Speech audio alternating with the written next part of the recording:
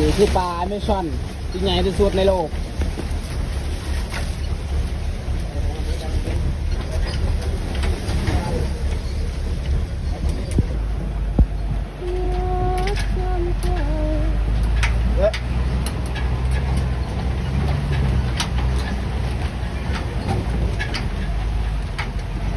มือนตาบ่ขึ้นอ่ะนี่เอ้า เติมลายวะน้องชายน้องชายจะเติมลายวะ ลายปวดลายปวดละนี่เลยมอนี่เลย มันก็เติมลายแล้วตาลอยครับ สูมันจะมีแต่ สอบหนึ่งแล้ว